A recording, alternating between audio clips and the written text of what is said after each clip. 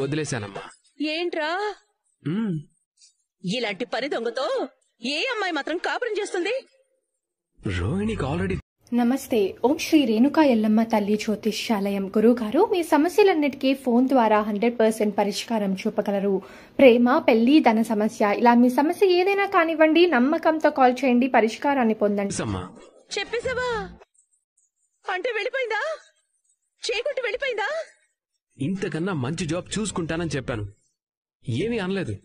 అసలు నువ్వు ఉద్యోగం ఎప్పుడు వదిలేసావురా దరిద్రుడా? మొన్నే. ఇప్పుడు నాకు పెద్ద ఫారెన్ కంపెనీలో ఇంటర్వ్యూ ఉంది. ఈ జాబ్ గా దొరికితే జాబ్ పాట్ కొట్టినట్టే. రే, ముందు నిన్నొక మంచి డాక్టర్ కి చూపించాలి. నీకేమైనా మానసిక వ్యాధి ఉందేమో, లేదంటే భయం ఉందేమో. ఉద్యోగానికన్నా నీ జీవితం ఇంటర్వ్యూలకి వెళ్లడంతోనే గడిచిపోతుంది కదరా. కొంచెం డబ్బులు ఇవ్వమ్మా. కొంచెం లేవు, ఎక్కువ లేవు. నా దగ్గర లేనే లేవు. బాలుగా డబ్బులు ఇచ్చాడు కదా. అది మీ నాన్న దగ్గరే పెట్టుకున్నాడు. నీ దగ్గర డబ్బులు లేవంటే నేను చచ్చినా నమ్మను. పళ్ళు రాలు కొడతాను.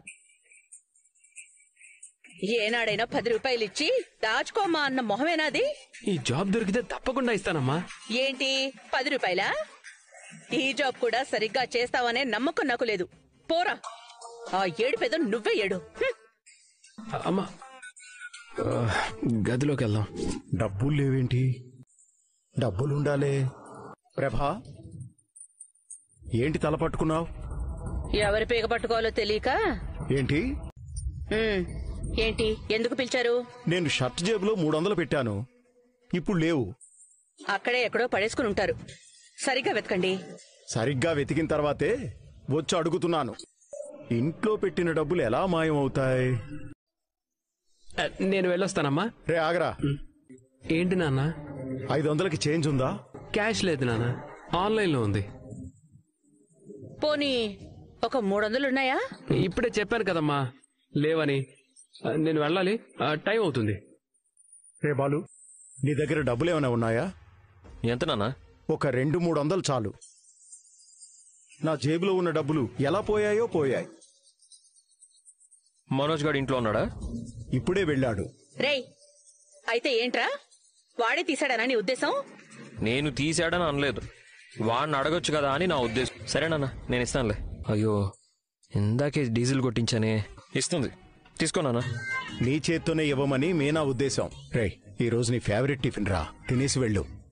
సార్ని అడిగి అప్డేట్ ఇస్తాను. Okay brother, first time interview? అవును, మరి మీరు? లెక్కే లేదు. ఎక్కడికి వెళ్ళినా నా టాలెంట్కి సరిపోయే జాబ్ దొరకలేదు. ఇక్కడేదో నా క్వాలిఫికేషన్ కి మ్యాచ్ అయ్యే జాబ్ దొరుకుతుందంటే వచ్చాను. ఏది ఒకసారి మీ రెజ్యూమ్ ఇవ్వండి. ఈ జాబ్ కి మీరు క్వాలిఫైడ్ కాదే, వేరే జాబ్ చూసుకోండి. బట్ ఇక్కడ టైం వేస్ట్ చేసుకోకండి. ఒకసారి మీ రెజ్యూమ్ ఇవ్వండి. ఓహో, మీకు 2 డిగ్రీలు ఉన్నాయి. అయినా మీ స్కిల్స్ సరిగ్గా లేవు బ్రదర్. మీకు కూడా ఇక్కడ దొరకడం ఇంపాసిబుల్. మీకు అన్నీ ఉన్న ఎక్స్పీరియన్స్ లేదు బ్రదర్. అయినా అందరికీ ఏదో ఒక మైనస్ ఉంది. ఇలా అయితే ఎలా చెప్పండి మిస్టర్? గాల్లో దీపం పెట్టి దేవుడి మీదే భారం వేస్తే ఉపయోగం ఉండదు. ఇలా జస్ట్ పాస్ మార్క్ తో మీరేమీ సాధించలేరు. బ్రదర్, అలా భయపెట్టకండి. ఇందులో భయపడ్డానికి ఏముంది? నేను చెప్పేది నిజం బ్రదర్. మీ ముగ్గురు చదివిన డిగ్రీలు నేను ఒక్కడే చదివాను. నా టాలెంట్, నా క్వాలిఫికేషన్ చూసి నాకు కంపల్సరీ జాబ్ ఇస్తారు. మీకెలా ఇస్తారు? ఛాన్సే లేదు. కావాలంటే ఈ రెజ్యూమ్ చూడండి. ఇన్ని డిగ్రీలు నువ్వే చేసావనా? నేనే చేశాను. ఇవ్వు, మీరు చూడండి. ఓకే బ్రదర్, మీరు చూడండి. ఇప్పుడేమంటారు బ్రదర్స్? బ్రదర్, నేను నీతో అయితే పోటీ పడలేను brother. All the best. All the best brother. Bye. Brother, మీ పరిస్థితి? నేను పోటీ పడలేను brother. All the best. Already వెళ్ళిపోయాడు. అలా అయితే ఈ జాబ్ మనదే. ఈ పూల గంప ఏంటి అలా చూస్తుంది? ఇప్పుడు నేను ఈ పూరీలు తింటే దీని ముందు తక్కువైపోతానా? ఈ ముళ్ళకంపేంటి తినకుండా ఏదో ఆలోచిస్తున్నాడు. తింటాడా తినడా? తినాలా వద్దా? తిందామంటే ఈ పూలగంప నన్నే తినేసేలా చూస్తుంది. పోనీ వెళ్ళిపోదామంటే అసలే పూరి మనసు రావడం లేదు. ఏం చెయ్యాలి? ఏం ఆలోచిస్తున్నాడు? నేను పిండి పిసికి ఉండ చేసి నూనె కాల్చి నూనె వేగడానికి కూడా ఇంత సమయం పట్టలేదే. బ్లాక్ అండ్ వైట్ సినిమాలో హీరో హీరోయిన్లా ఎంతసేపు ఇలా చూస్తూ ఉండేది. ఏదైతే అదైంది. ఫుల్గా తినేసి వెళ్ళిపోదాం. ఎంత బయట తిన్నా ఇంత రుచిగా మాత్రం ఎక్కడ ఉండవు. పూరి అద్దరిపోయింది. మీరు తినకుండా ఖాళీ కడుపుతో ఎక్కడ వెళ్ళిపోతారా అని చాలా కంగారు పడ్డాను. మీరు కడుపు నిండా తిని వెళ్తే నాకదే చాలు. రెండే ఉన్నాయి, ఇవి కూడా నేనే తినేస్తే మీనా ఏం తింటుంది? నాకిష్టమని ఎంతో కష్టపడి చేసి ఉంటుంది. ఏంటినా అప్పుడే లేచారు? ఇంకా పూరీలున్నాయి కదా. నేను తిన్నానో లేదో అని ఇవి నాకోసమే వదిలి వెళ్ళాడు ముళ్ళకంప. సార్ వస్తున్నా. Excuse me sir. Yes, please come in. Take your seat. Thank you sir. I am very impressed with your resume. In fact, ఇప్పటి వరకు వచ్చిన క్యాండిడేట్స్ లో హైలీ క్వాలిఫైడ్ క్యాండిడేట్ మీరే. అఫ్ కోర్స్, మీకంటే నేనే క్వాలిఫైడ్. యాక్చువల్లీ నేను మీ ప్లేస్లో ఉండాలి, కానీ టైం నాకు ఫేవర్ చేయలేదు. డోంట్ వరీ మిస్టర్ మనోజ్, ఇప్పుడు మీ టైం వచ్చింది. అంటే you are selected. Thank you sir, thank you so much. అవును సార్, నా శాలరీ ఎంత కోట్ చేస్తున్నారు సార్? నేను ఎప్పుడు జాయిన్ అవ్వాలి? నా పోస్టింగ్ ఎక్కడ? డిఏలు అన్నీ ఉంటాయి కదా. అన్నట్టు ఓన్లీ డే షిఫ్ట్ మాత్రమే నేను చేస్తాను, నైట్ షిఫ్ట్ నేను చెయ్యను sir. Wait mister Manoj, wait. మీరు మా ఏజెన్సీ గురించి పూర్తిగా తెలుసుకుని వచ్చారుగా? అవును, క్యాండిడేట్స్ ని సెలెక్ట్ చేసి డిఫరెంట్ కంట్రీస్ కి పంపిస్తారు కదా. ఎగ్జాక్ట్లీ. మిమ్మల్ని కెనడాలో ఉన్న కంపెనీకి రిక్రూట్ చేశాం. ఓ, అయితే నేను కెనడాలో వర్క్ చేయాలా? అవును. మీకు ఇంట్రెస్ట్ ఉంది కదా? Double interested sir. నేను ఎప్పుడు వెళ్లాలో చెప్తే వీసాకి అప్లై చేసుకుంటాను. వెయిట్. మీకు కొంచెం కంగారు ఎక్కువ అనుకుంటా. అక్కడికి వెళ్లాలంటే మీరు ముందు కొంత అమౌంట్ పే చేయాలి.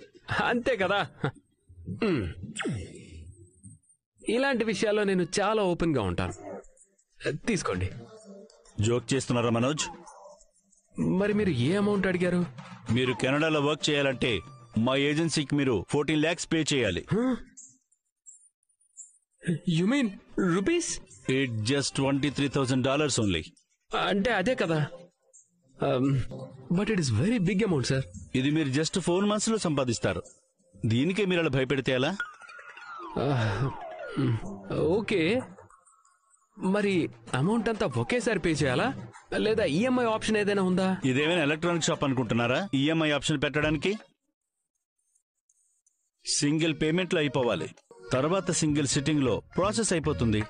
ఆ తర్వాత మీరు కెనడాలో లక్షలు డ్రా చేస్తూనే ఉంటారు. ఆలోచించుకోండి.